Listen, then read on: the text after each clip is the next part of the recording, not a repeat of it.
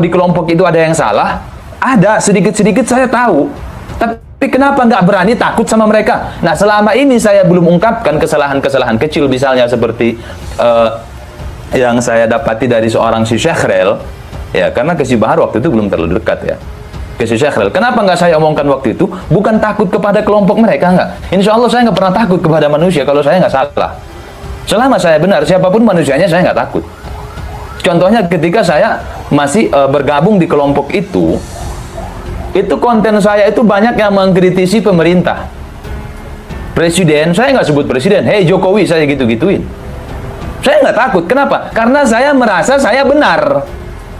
Nah, waktu itu kenapa saya nggak omongkan, ada kadang-kadang yang ini nggak cocok, ini nggak benar. Kenapa? Bukan takut kepada kelompok itu, kepada orang itu, bukan. Tapi apa? Hasil doktrin. Saya takut nggak dapat syafaat nanti di akhirat. Itu yang membuat saya selama ini, saya pegang erat itu walaupun salah. Takut nggak dapat syafaat nanti di akhirat. What?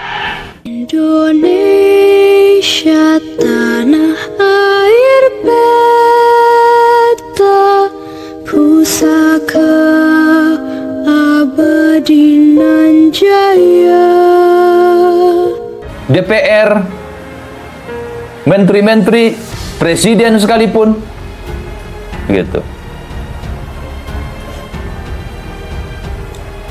Jadi saya terpukau karena gelarnya cucu Rasulullah Sallallahu Alaihi Wasallam. Dan saya yakin bukan cuma saya yang seperti itu. Sekelas ulama sekalipun ada yang kena doktrin itu. Pasti, saya percaya itu. Saya percaya itu. Karena apa? Taraktu fikum amroini, kutinggalkan padamu dua perkara, kata Nabi. Inta masaktum bihima lan tadillu abada. Kalau kau pegang teguh yang dua ini, kau gak akan tersesat selama-lamanya, kata Nabi. Pertama, kitab Allah, Al-Quran. Yang kedua, wa'itsarati ahli baiti, anak cucu keturunanku, kata Nabi. Nah, itu yang jadi motivasi saya selama ini. Ini warisan Nabi, itsarati ahli baiti, anak cucu keturunanku. Dan belakangan ini baru saya menyadari, itsrahnya Nabi, anak cucunya Nabi nggak mungkin seperti itu kelakuannya. Tidak mungkin. Nah, kemudian dari situ saya mulai berpikir. Baru kemudian saya renungi, saya gabungkan dengan yang saya dapati ketika saya ikut sama si Syekhrel. Nah, awalnya itu saya bermasalah dengan si Ja'far. Saya Bang TJ bermasalah dengan Ja'far. Itu ada kontennya. Kita udah reunikan itu. Yang kedua, si Syekhrel pun terlibat di situ. Nah, jadi kalau ente-ente orang kalian yang bilang, pasukan cucunguk, cucurut yang bilang itu, karena bermasalah sama beberapa orang, libatkan Bahar, libatkan si Rizik, segala macam.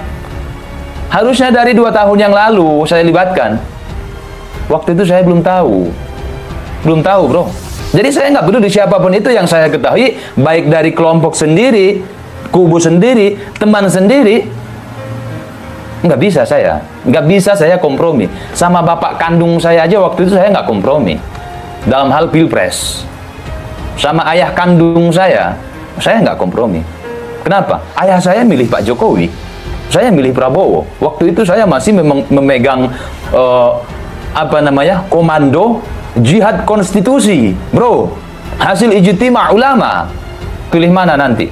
Ini udah beberapa hari lagi mendekat pemilihan ya, pencoblosan. Pilih Prabowo atau Jokowi? Saya bilang gitu. Ayah saya jawab, saya sih pengennya yang menang itu ya Prabowo, cuman saya pilih Jokowi. Ya udah. Harusnya saya nurut ke dia. Dia orang tua saya, tapi ini demokrasi, ini hak saya. Saya ikutin komando imam saya. Ini biasa, laki-laki biasa kayak gitu.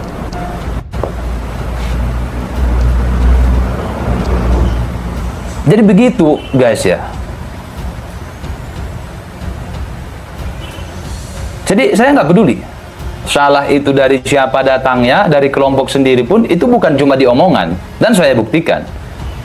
Nah, waktu itu, ya, waktu itu saya kontennya masih, ya biasa, masih sama dengan mereka, ya. Masih sama dengan mereka, kontennya itu kritik-kritik pemerintah, ya. Saya, Ustadz Gilang Gifari, Syed Rizik Al-Qadri, Pontianak gitu. Kemudian ada Syekh Khrel juga. Kita diundang di sana ceramah. Saya nggak tahu waktu itu Gus Idris, Bang TIJ dengan Gus Idris itu lagi kisruh di medsos. Masalah perdobolan, saya nggak tahu. Saya nggak tahu. Saya ceramah di situ.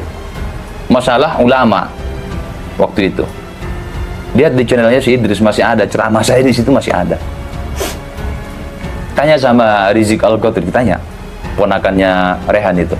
Pulang dari situ, ya, pulang dari situ si Syekh Khrel muter-muter video Bang TIJ di rumah, di kontrakan tempat kita tinggal. Saya tinggal di kontrakan sama si Syekh Khrel, ya. Siapa, saya bilang gitu. Ini TIJ makin gila katanya, sambil dia ketawa-ketawa. Waktu itu yang saya lihat video Bang TIJ itu judulnya kurang lebihnya Sukma TIJ ditarik. Kemudian dia pakai kupluk itu kresek sambil pegang madu, jerigen isinya madu di hutan itu. Dari situ saya teliti, benar ini orang. Dan karena udah mulai dekat dengan Gus Idris, saya udah apa sih? Udah nggak terima. Ini bukan ilmu, ini bukan ilmu hikmah gitu. Tambah saya lihat kontennya Bang TIJ. Nah, dari situ saya pun mulai mengimbangi konten. Saya imbangi dengan konten-konten membongkar ilmu-ilmu hikmah. Yang mana itu penipuan, bukan ilmu hikmah, bukan karomah, dan seterusnya. Yang pertama di situ saya senggol adalah Idris. Mulai saya bongkar.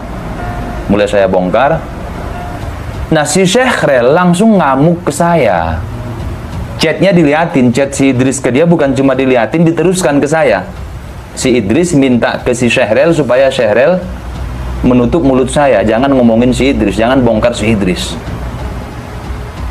Kemudian berdebat sama si Syekh Khrel di situ. Dia pucat karena nggak punya argumen. Yang dilakukan sama si Idris itu nggak benar segala macam. Saya keluarkan, saya punya argumen. Dia nggak punya argumen. Bahkan si Syekh Khrel itu udah ikut-ikutan konten kayak gitu. Kalian yang udah lama ngikutin pasti tahu, ya, pasti tahu, sampai dia bikin 2 channel. Selain channel dia yang selama ini ada, dia bikin channel satu lagi. Bung Lubis mengatakan, Bahar itu pada hakikatnya, pada hakikinya itu dia sudah game over. Bahar dan Rizik juga yang menyeret Robitoh untuk game over bareng-bareng, rungkat berjamaah.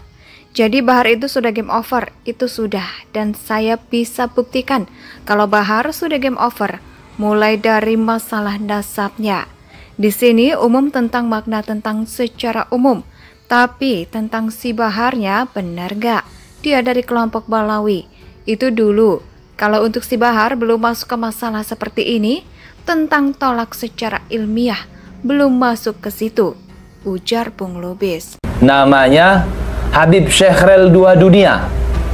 Isinya berburu dukun, sampai-sampai di situ bersumpah.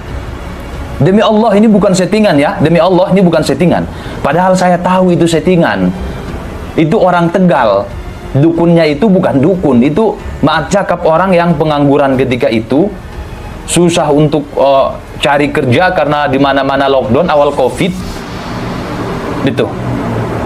Yang nyariin dukunnya itu, yang berperan sebagai dukun, namanya si Edi Sumarsono itu. Indonesia